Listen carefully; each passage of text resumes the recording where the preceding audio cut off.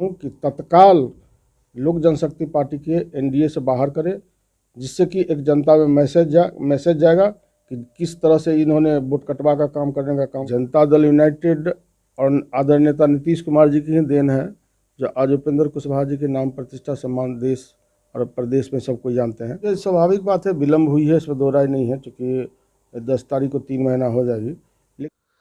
नमस्कार, आप देख रहे हैं धाह न्यूज और मैं हूं अभिषेक मिश्रा।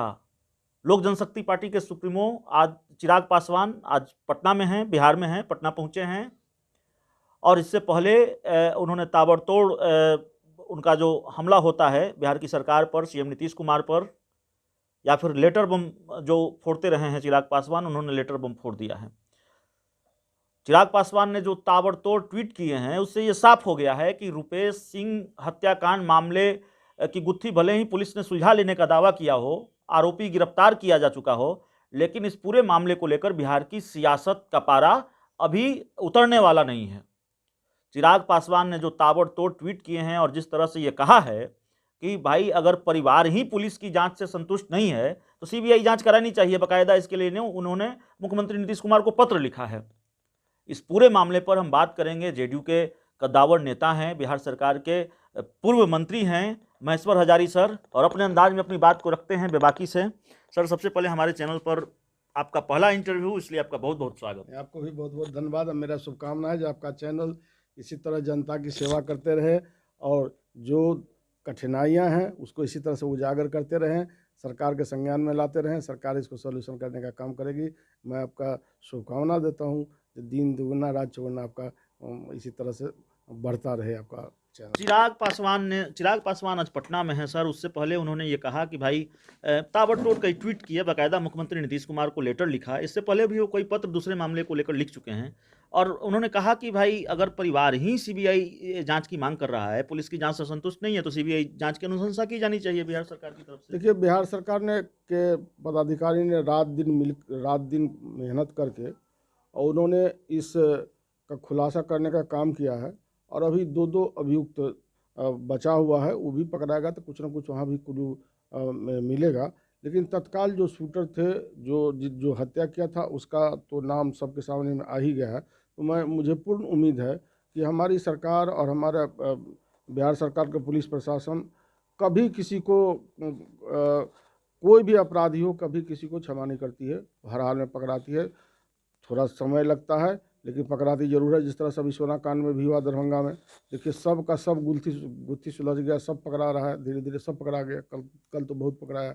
उसी तरह से इसमें जो भी होगी, जिस तरह से पुलिस ने खुलासा करने का काम किया है और जो अभियुक्त बचा हुआ है वो भी शीघ्र अरेस्ट होगा और सारी की सारी बातें जो बची हुई है उस जनता के बीच में आएगी। चिराग पासवान बिहार में है सर, जेडीयू ने उनको माफ़ कर दिया है, नहीं किया है। जेडीयू का दावा होता है कि चिराग पासवान एनडीए का हिस्सा नहीं है और बीजेपी की तरफ से एनडीए में शामिल होने के लिए उनको न्योता भेज दिया जाता है। क्या इस बात से समझौता करने के लिए जेडीयू तैयार है कि चिराग पासवान एनडीए का हिस्सा हों? देखिए, एनडीए का सबसे बड़ा घटक दल भारतीय जनता पार्टी है और जिस तरह से लोक जनशक्ति पार्टी ने इस चुनाव में, बिहार विधानसभा चुनाव में काम किया और जिस तरह से ढाल बन के लोग एनडीए को कमज़ोर करने का काम किया, खास करके जेडीयू के जितने उम्मीदवार थे सबको हराने का काम किया, तो मैं तो भारतीय जनता पार्टी से मांग करता हूं कि तत्काल लोक जनशक्ति पार्टी के एनडीए से बाहर करे, जिससे कि एक जनता में मैसेज जाएगा कि किस तरह से इन्होंने वोट कटवा का काम करने का काम किया है। इसलिए भारतीय जनता पार्टी से मुझे आग्रह है कि जल्द से जल्द इसको एनडीए से बाहर किया जाए। एक सवाल है, रालोसपा की तरफ से एक बयान आया है। रालोसपा ने कहा है, बयान इसलिए भी दिलचस्प है क्योंकि रालोसपा और जेडीयू के गठजोड़ की खबरें सामने आती रही है, या फिर रालोसपा के जेडीयू में विलय की खबरें सामने आती रही है, और आज रालोसपा की तरफ से बयान आया है कि नीतीश कुमार ढलान पर हैं। जनता ने उनको बता दिया कि नीतीश कुमार ढलान पर हैं और उपेंद्र कुशवाहा का कद बढ़ रहा है बिहार की सियासत में, वो एक तरह से उड़ान पर हैं, ये रालोसपा ने कहा है। कैसे देखते हैं इस बयान को? ये देखिए, माने कि इस बयान के बाद दोनों दलों के बीच की दोस्ती की संभावनाएं खत्म हो गई हैं? नहीं, देखिए, हमेशा राजनीति में अस्थायी दोस्त दुश्मन कोई नहीं होता है। राजनीति में एक दूसरे को हमेशा देखते हुए ये स्टेटमेंट के द्वारा हो चाहे जिस तरह द्वारा हो, तो अस्थायी दोस्त दुश्मन नहीं होता है। कोई भी व्यक्ति किसी के नज़दीक जाता है। क्योंकि यह स्टेटमेंट हम देखे नहीं है, इसीलिए इस पर हमको प्रतिक्रिया देना उचित नहीं है। मैं समझता हूँ कि चूँकि जनता दल यूनाइटेड और आदरणीय नेता नीतीश कुमार जी की ही देन है, जो आज उपेंद्र कुशवाहा जी के नाम प्रतिष्ठा सम्मान देश और प्रदेश में सब कोई जानते हैं। इसीलिए कुछ दिन पहले भी आदरणीय उपेंद्र जी ने बोला था कि मेरा तो घर है, घर में तो आना जाना लगा हुआ रहता है।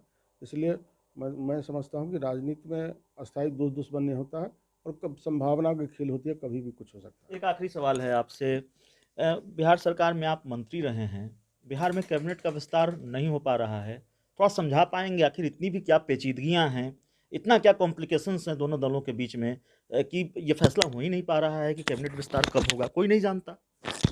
देखिए, स्वाभाविक बात है, विलम्ब हुई है, इसमें दो राय नहीं है। चूँकि 10 तारीख को 3 महीना हो जाएगी, लेकिन मुझे पूर्ण उम्मीद है, चूँकि गठबंधन की सरकार है, एलआई की सरकार है, उसमें थोड़ी बहुत बातें सॉल्यूशन में कठिनाई होती है। तो मैं समझता हूँ कि सभी बातें जल्द से जल्द सुलझ जाएगी, और मैं समझता हूँ कि मैं शीघ्र ही मंत्रिमंडल का विस्तार हो जाएगा। कैबिनेट का विस्तार बहुत जल्द हो जाएगा, और उपेंद्र कुशवाहा नीतीश कुमार की वजह से उनका जो कद है आज, वो नीतीश कुमार की वजह से है। नीतीश कुमार की बड़ी भूमिका रही है, और रुपेश सिंह हत्याकांड मामले को लेकर जिस तरह से बिहार में सियासत हो रही है, इन तमाम सवालों पर इन तमाम सवालों के जवाब तलाशने की हमने कोशिश की है बिहार सरकार के पूर्व मंत्री और जेडीयू के कद्दावर नेता महेश्वर हजारी सर से।